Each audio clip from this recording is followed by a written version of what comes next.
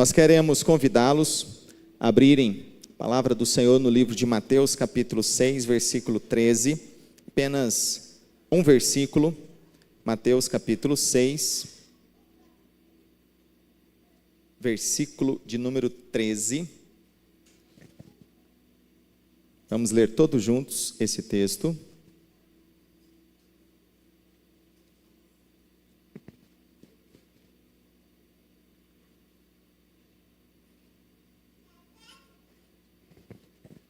Todos encontraram? Amém?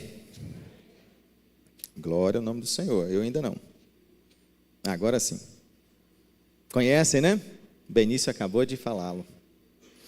E não nos deixe cair em tentação, mas livra-nos do mal, pois teu é o reino, o poder e a glória para sempre. Amém. Mais uma vez, todos juntos, com fé e a certeza de que Deus está conosco.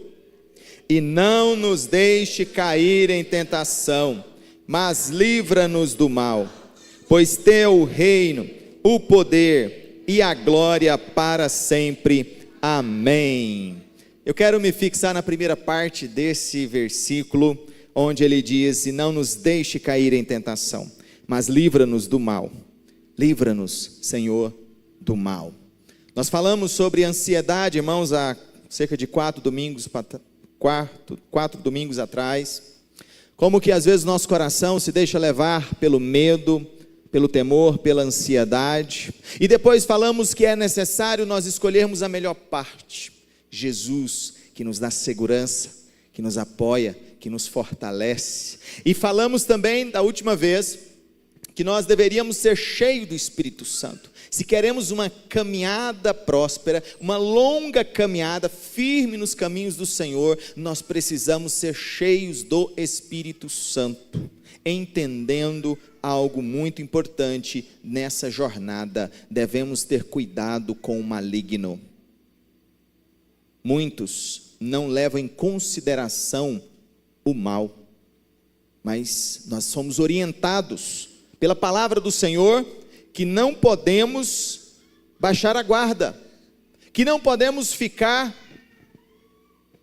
como se não estivesse nenhum tipo de mal a nos rodear.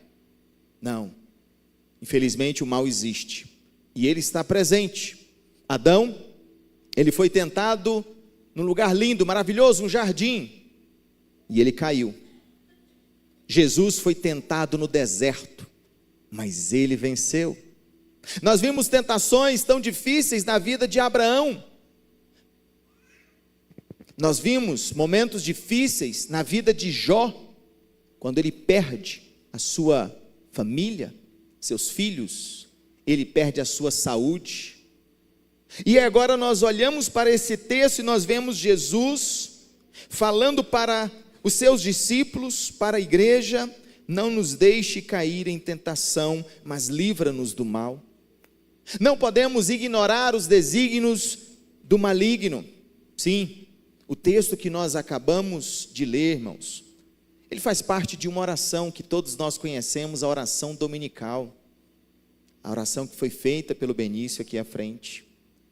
E cada parte dessa oração, Jesus está nos ensinando algo importante e profundo na nossa caminhada cristã, algo necessário para nós podermos chegar até o fim, algo necessário para que nós possamos chegar lá, entendendo esses propósitos. A oração do Pai Nosso está dentro de um escopo maior, que é o Sermão do Monte, ou Sermão da Montanha, onde desde o capítulo 5, capítulo 6, capítulo 7, Jesus vai trazer vários e vários princípios importantes para a nossa comunhão com Deus, para a nossa vida em família e vida em comunidade. Mas acima de tudo, uma vida com Deus. Tudo começa quando nós temos o desejo de temer a Deus e obedecer a sua palavra. E nós, como igreja, devemos assim proceder: temer a Deus e obedecer a sua palavra. Os discípulos ali de Jesus não pediram para que Jesus ensinasse eles a pregarem. Os discípulos pediram, e nós vamos ver que Lucas diz isso, que os discípulos chegam e dizem: ensina-nos a orar, ensina-nos a falar com Deus. Talvez porque os rabinos mesmos colocavam tantas limitações para que alguém pudesse orar e falar com Deus. Então eles chegam de maneira simples, humilde, dizendo: Jesus, nos ensina a orar, nós queremos aprender. E nesta breve oração, Jesus nos revela algo assustador, meus irmãos. O maligno, o mal, irá tentar tudo o que estiver ao seu alcance para nos fazer pecar contra a santidade de Deus. Infelizmente, é assim. O mal existe e ele vem tentando nos derrubar. Por isso, nós queremos trazer, antes de passarmos para a mensagem em si, algumas considerações iniciais que nós vemos aqui. O maligno é real e tem nome, é Satanás. O mal é real, Deus o criou. O mal é potencialmente destrutivo. O mal não tem misericórdia. O mal impõe derrotas na vida de muitos homens e mulheres de Deus. O mal será destruído. Aleluia. O maligno, ele é real e ele tem nome. As Escrituras também falam em Satanás. Satanás era um anjo de Deus. Satanás é uma palavra hebraica que significa adversário. As Escrituras também se referem a Satanás como o diabo. Era um anjo de Deus, mas após a queda, ele se torna então esse adversário.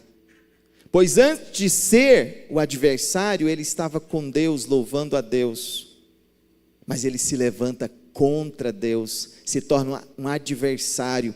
E por isso ele é chamado de Satanás, no hebraico, adversário. As Escrituras também se referem a Satanás como diabo, como serpente, como o grande dragão, como o príncipe da potestade do ar, o Deus desta era, o maligno, o príncipe dos demônios, o acusador, o tentador, e tantas outras palavras para descrever aquele que quer sempre prejudicar a criação de Deus, aquele que quer fazer tudo para derrubar aquilo que Deus criou, para trazer vergonha ao nome de Deus. Sim, não podemos ignorar os seus desígnios, mas quando pensamos em Satanás, pensamos no mal, nós chegamos também a uma outra verdade muito forte e impactante para nós, que é o nosso próximo slide. Por favor, quem me auxilia aí para passar? O mal é real, Deus o criou. No livro de Isaías, capítulo 45, versículo 7, vai nos dizer, 5 a 7 vai nos dizer: eu sou o Senhor e não há outro. Além de mim não há Deus. Eu te cingirei, ainda que não me conheces, para que saiba, até o nascente do sol e até o poente, que além de mim não há outro. Eu sou o Senhor e não há outro. Eu formo a luz e crio as trevas. Faço a paz e crio o mal. Eu, o Senhor, faço todas estas coisas. Sim, o que Isaías está dizendo é que Deus faz todas as coisas, inclusive as más. Ele está falando do seu objetivo inicial, ao criar todas as coisas. Mas aqui precisamos colocar algumas ressalvas, pois não é Deus em si que vai lá e joga o mal no mundo, não. Deus cria ou criou os anjos, e um deles se revoltou contra Deus, e ao se revoltar contra Deus, o mal foi instaurado, pois ele se levanta como adversário de Deus. E depois, na própria raça humana, por causa desse adversário, ele vem e tenta o casal que estava no jardim do Éden. E quando aquele casal, Adão e Eva, caem em pecado, há uma maldição sobre toda a terra, porque eles quebram o pacto, a aliança que Deus havia feito com eles, e o mal se instaura no mundo, no universo, em toda a sua progressão. Deus, no seu propósito, permite E nós podemos, em certa maneira, até dizer que sim, ele criou, quando ele fez os anjos, e quando ele fez o homem passível de pecar. Mas em última análise, sempre foi Satanás quem pecou, quem errou, e sempre foi o ser humano que, livre e por escolha própria, resolveu desobedecer a Deus, trazendo todo este mal que nós estamos vivenciando até hoje e vamos vivenciar até o retorno de Cristo, que é o último ponto que nós vamos falar aqui. Este mal, meus irmãos, ele é potencialmente destrutivo. No livro de Apocalipse, que nós estamos estudando nas quartas-feiras, nós vamos ver o texto, por exemplo, de Apocalipse 9, versículos 2 a 6. Quando ela abriu o abismo, subiu dele fumaça como a de uma gigantesca fornalha. O sol e o céu escureceram com a fumaça que saía do abismo. Da fumaça saíram gafanhotos que vieram sobre a terra e lhes foi dado poder como de escorpiões da terra. Eles receberam ordens para não causar dano nem à relva da terra, nem a qualquer planta ou árvore, mas apenas àqueles que não tinham o selo de Deus na testa. Não lhes foi dado poder para matá-los, mas sim para causar-lhes tormento durante 5 meses. A agonia que eles sofreram era como a de picada de escorpião. Naqueles dias, os homens procurarão a morte, mas não a encontrarão. Desejarão morrer, mas a morte fugirá deles. O que esse texto está nos dizendo é que vai chegar um dia que o abismo será aberto. E esse abismo, segundo Pedro, capítulo 2, versículo 4, foi o local que Deus jogou alguns anjos poderosos, quando pecaram, quando caíram, quando foram destituídos da sua glória por rebeldia contra Deus. E nos últimos dias, esses anjos poderosos, malignos, que foram para o abismo, serão soltos. E eles vão sair por um certo período, cerca de 5 meses, a causar todo tipo de dano e sofrimento na vida das pessoas, dores terríveis. Elas vão querer morrer por conta das dores, mas elas não conseguirão, porque o mal é real e verdadeiro e está determinado. A humanidade haverá de passar por esse sofrimento todo. E o pior, o mal não tem misericórdia. O mal não tem misericórdia. Apocalipse 12, versos 3 e 4.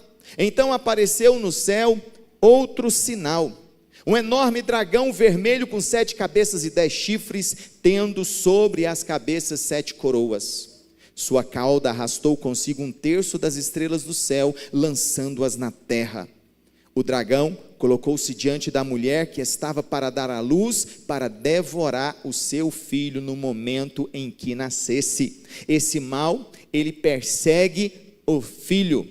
Ele persegue as crianças, ele quer matar e destruir, simbolizado aqui na pessoa de Jesus Cristo, que nasceria da Virgem Maria.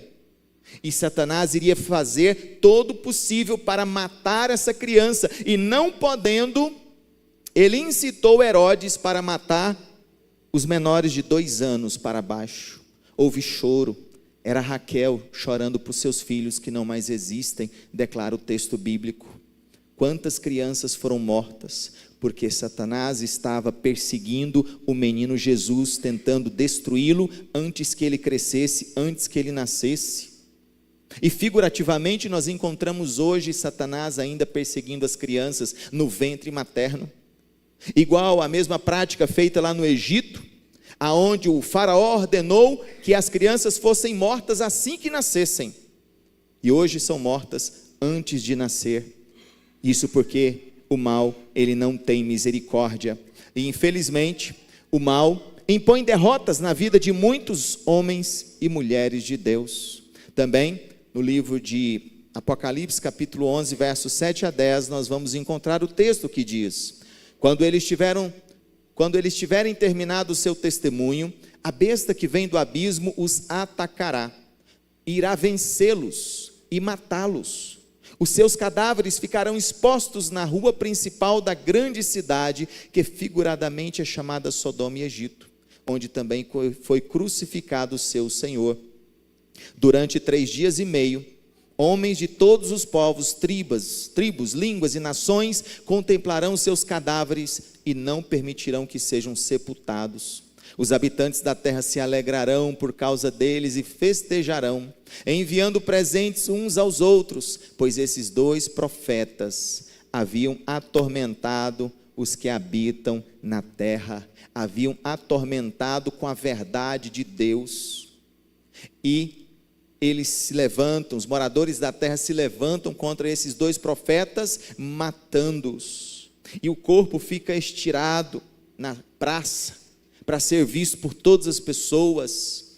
E aqueles 2 profetas, 2 mártires ali, simbolizam a igreja nos dias finais, antes da volta de Cristo, quando o demônio será liberado do abismo e ele se levantará com força por cerca de 5 meses, figurativamente, lutando e matando todos aqueles que ele puder fazer assim, atacando os seus próprios, atacando aqueles que não têm o sinal de Deus na testa, e mesmo assim o restante, os outros que não morreram, ainda assim não irão dar glórias a Deus, não irão se render a Jesus. Percebe o tanto que o mal, ele é terrível, mas no final vai ser pior ainda, vai ser mais destrutivo, mas no final o mal será destruído. 1 Coríntios 15, versos 24 a 26, quando ele diz: então virá o fim, quando ele entregar o reino a Deus, o Pai, depois de ter destruído todo domínio, autoridade e poder, pois é necessário que ele reine, até que todos os seus inimigos sejam postos debaixo dos seus pés. Ele está falando de Jesus.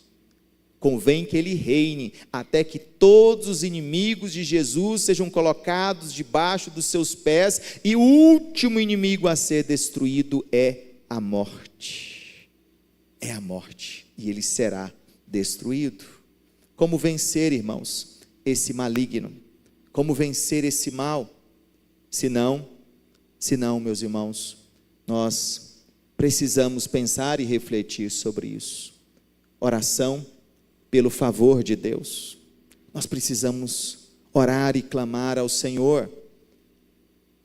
E Tiago capítulo 4, versículo 7 a 11, já nos traz alguma ideia do que significa isso. Quando ele diz: portanto, submetam-se a Deus, resistam ao diabo, e ele fugirá de vocês. Aproximem-se de Deus, e ele se aproximará de vocês. Pecadores, limpem as mãos, e vocês que têm a mente dividida, purifiquem o coração. Entristeçam-se, lamentem e chorem. Troquem o riso por lamento e a alegria por tristeza. Humilhem-se diante do Senhor, e ele os exaltará. Irmãos, não falem mal uns dos outros. O que Tiago está nos dizendo, meus irmãos, é que nós precisamos buscar a Deus de maneira correta. Por isso ele diz: portanto, submetam-se a Deus, resistam ao diabo, e ele fugirá de vocês. Aproximem-se de Deus.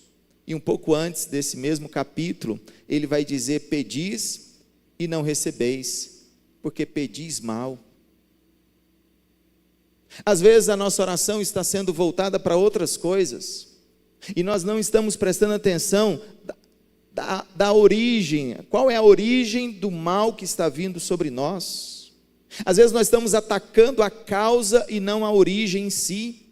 Às vezes esse mal, esse maligno que se levanta, tem como a origem os próprios planos de Satanás e os seus demônios, que se levantam contra a nossa casa, contra a nossa família, contra o nosso trabalho, contra os nossos sonhos, contra os nossos projetos, para nos destruir, para nos fazer ficar prostrados no chão. Nós precisamos saber qual a origem desses ataques, e realmente nos aproximarmos de Deus e nos submetermos a Deus, fazermos a oração correta, a oração certa.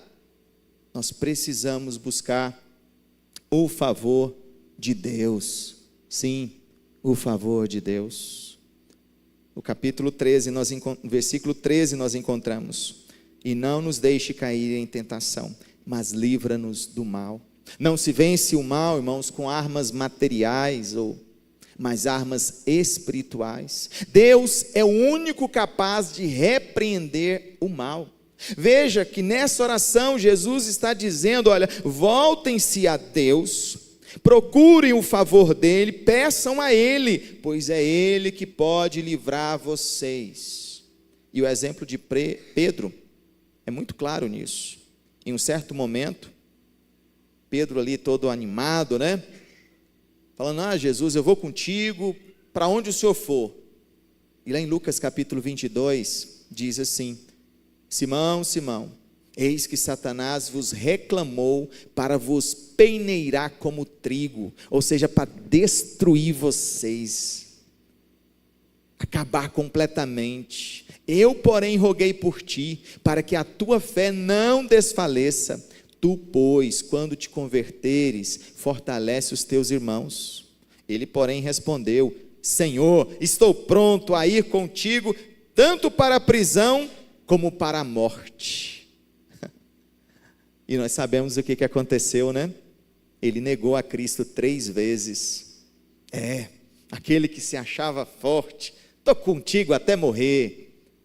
Jesus disse para ele: olha, Satanás te reclamou para destruir a sua vida, eu roguei por ti.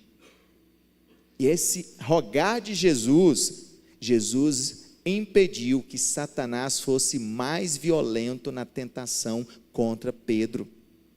E mesmo, digamos assim, sendo suave, Pedro negou Jesus 3 vezes, caiu em arrependimento e choro, mas aquilo foi necessário.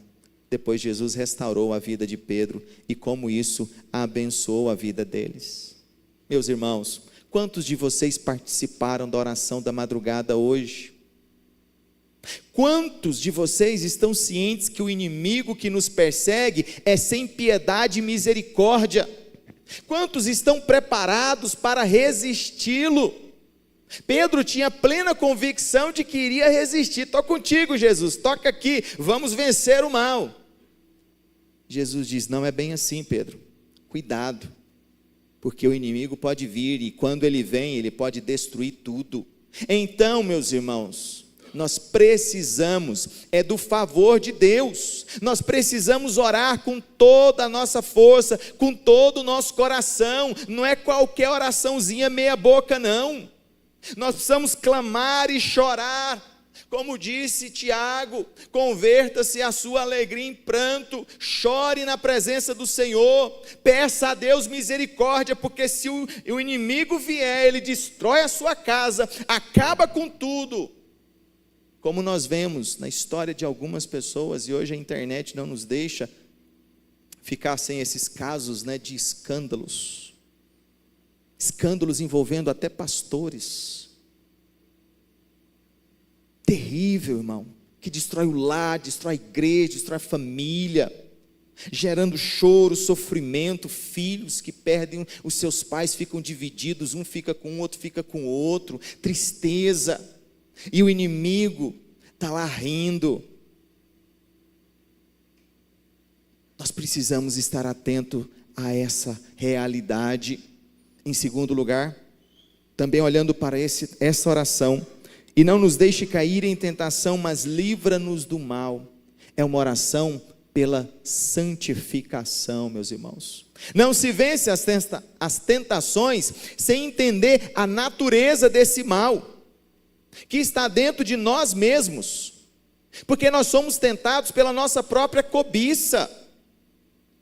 Se você observar, no livro de Tiago também, no capítulo 1, ele vai nos dizer: quando alguém for tentado, jamais deverá dizer: estou sendo tentado por Deus, pois Deus não pode ser tentado pelo mal, e a ninguém tenta.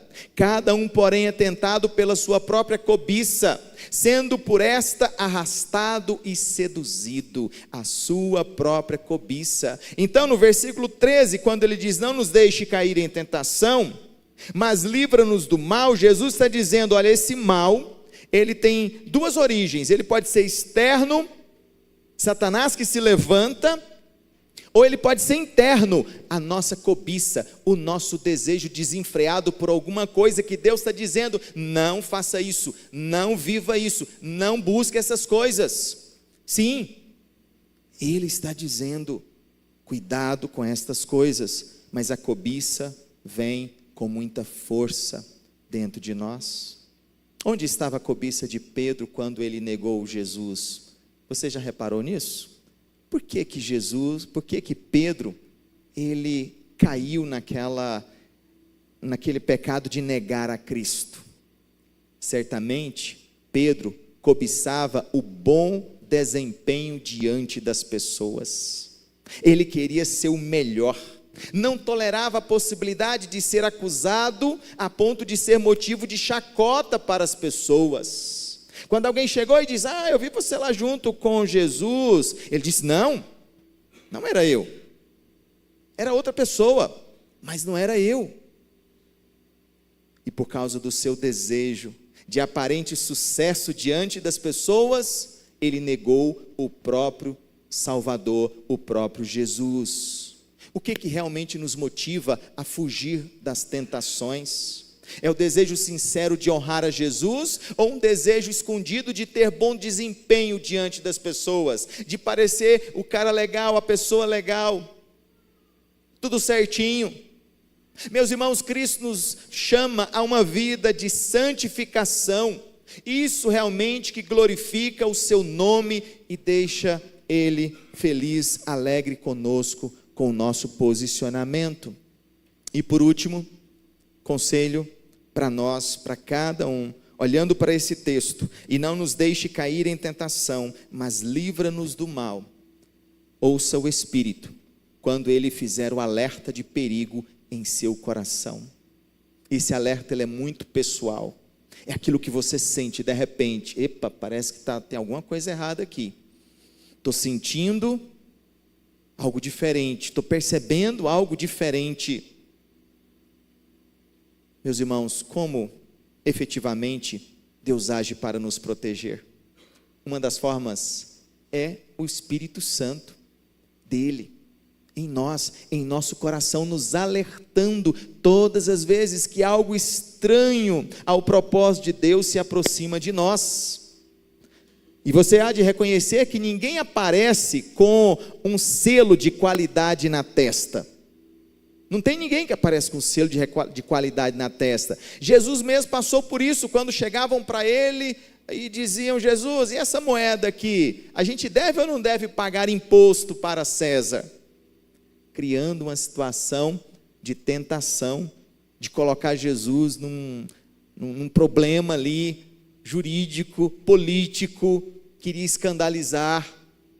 Mas João, capítulo 16, versículo 13, Jesus declara: quando vier, porém, o Espírito da verdade, ele vos guiará a toda a verdade, porque não falará por si mesmo, mas dirá tudo o que tiver ouvido e vos anunciará as coisas que hão de vir. Sim, é isso que o Espírito Santo faz. Ele nos guia a toda a verdade, mostrando aonde está o perigo, aonde está o erro, aonde está o pecado.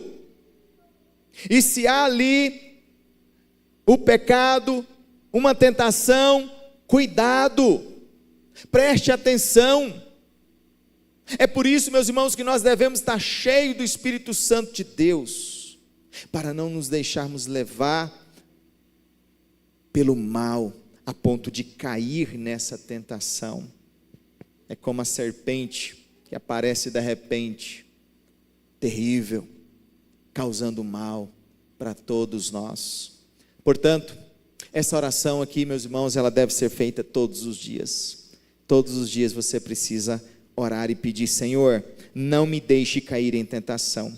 Mas algo aqui interessante que eu preciso dizer: ele não diz não me deixe, ele diz não nos deixe, porque ele quer a sua igreja unida, um cuidando do outro, porque o pecado do marido atrapalha a vida da esposa, o pecado dos filhos atrapalha a vida dos pais, o pecado de um irmão pode atrapalhar o pecado do outro irmão. e o pecado do pastor atrapalha a vida de todo mundo. Então é muito sério, é muito sério. Portanto, todos os dias nós devemos fazer essa oração deve ser feita com fé, essa oração deve ser feita mesmo quando há a melhor brisa ou a pior tempestade. Está tudo bem, não precisa orar? Não precisa orar. As coisas estão muito difíceis, não compensa orar. Você precisa orar. Ore, busque, clame ao Senhor. Clame ao Senhor. O que tem feito você viver às vezes em ansiedade? Você já pensou sobre isso? Qual é a origem disso?